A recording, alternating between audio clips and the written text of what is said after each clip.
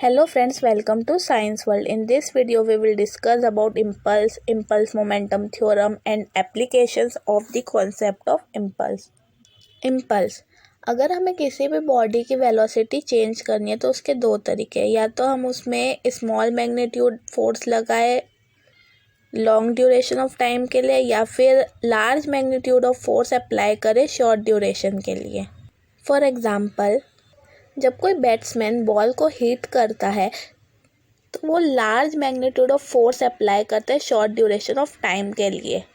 ऐसी सिचुएशन में फोर्स का इफ़ेक्ट क्या हो रहा है ये ज़्यादा इम्पॉर्टेंट है टाइम ड्यूरेशन से।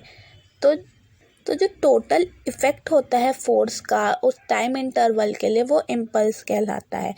इम्पल्स को हम ऐसे डिफाइन कर सकते हैं, the total effect of force due to its application is called impulse. Mathematically impulse is equals to force into time interval.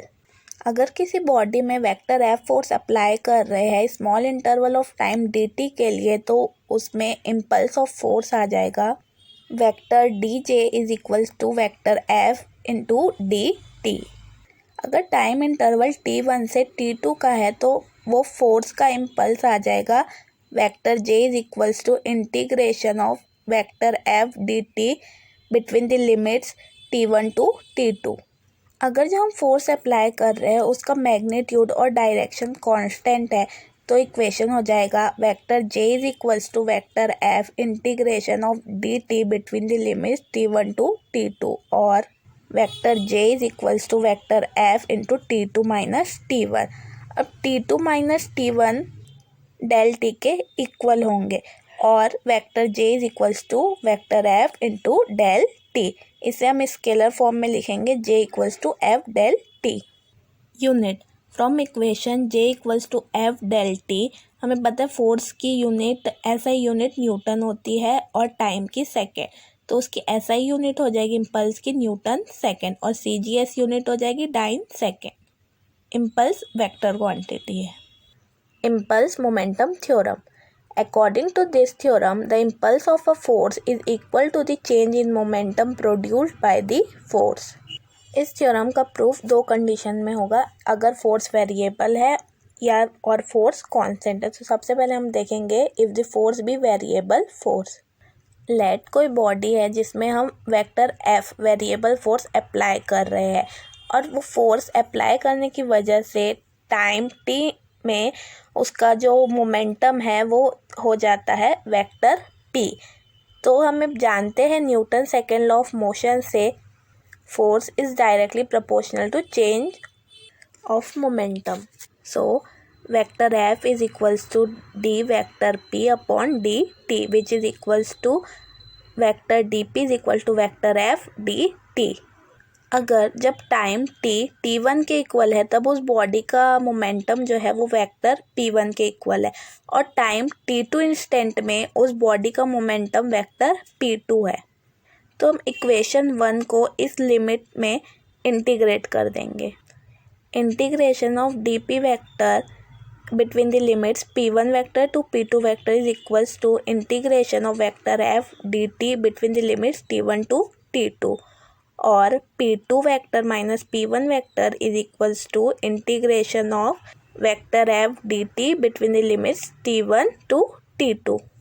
हमें पता है इम्पल्स वेक्टर j इक्वल होता है integration of vector f dt between the limits t1 to t2।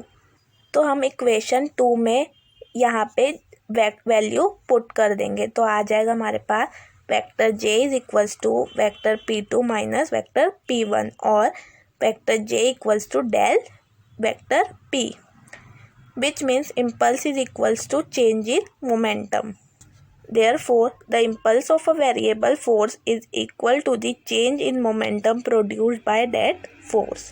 अब हम देखेंगे कि जब फोर्स कांस्टेंट हो, so from equation 2 vector p2 minus vector p1 is equals to vector f integration of dt between the limits t1 to t2।